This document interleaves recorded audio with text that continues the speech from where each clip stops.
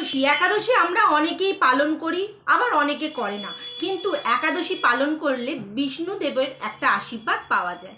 সামনেই হচ্ছে ষট্টিলা একাদশী, 14ই জানুয়ারি। আজকে ষট্টিলা একাদশী কেন আমরা পালন করব, এর মাহাত্ম্য কি, এটা নিয়ে একটু ছোট্ট করে বিস্তারিত আপনাদের সঙ্গে আলোচনা করব। নমস্কার, আমি হলাম অ্যাস্ট্রোলজার রুমি মাহিন্দার। ষট্টিলা একাদশী কাকে বলে? যে কৃষ্ণপক্ষের একাদশীতে তিল হচ্ছে মেন প্রধান ভূমিকা, তাকেই বলে ষট্টিলা একাদশী।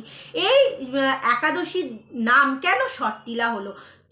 ষট মানে হচ্ছে ছয়, তিল মানে হচ্ছে তিল, তাই জন্য অর্থাৎ তিল দিয়ে 6 প্রকার ধর্ম কর্ম করার জন্য এই নাম হলো ষট্টিলা একাদশী।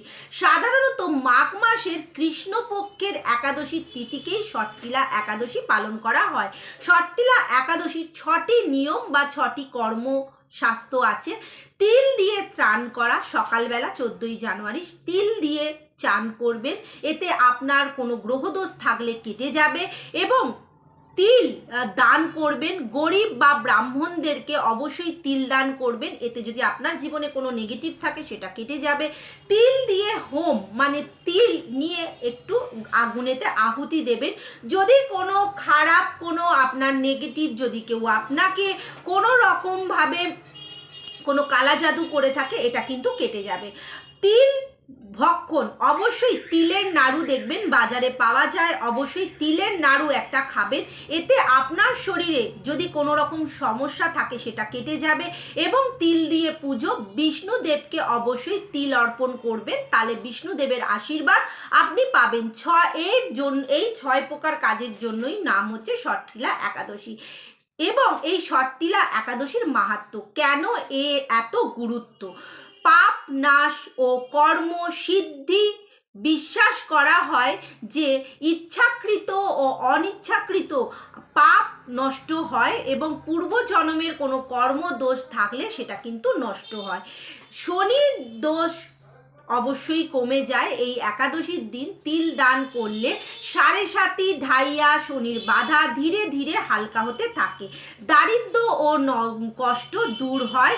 এবং ষট্টিলা একাদশীর ব্রত দারিদ্রতা দূর করে।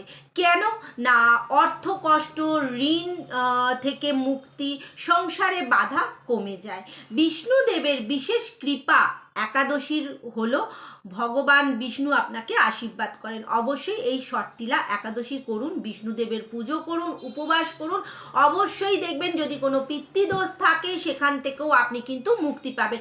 অনেক সময় অনেক কাজ, অনেক কিছু কিন্তু আপনি করতে পারছেন না, সব কিছুতে বাধা আসছে। অবশ্যই বলবো 14ই জানুয়ারি ষট্টিলা একাদশী, এই দিনকে অবশ্যই যে নিয়মগুলো বললাম করুন।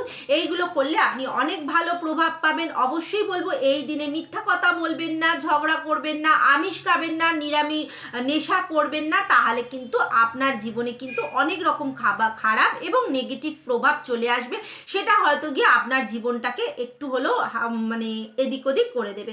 সেই জন্য বলবো যে অবশ্যই ষট্টিলা একাদশী সবাই করুন, 14ই জানুয়ারি ষট্টিলা একাদশী। সবাই ভালো থাকবেন, সুস্থ থাকবেন।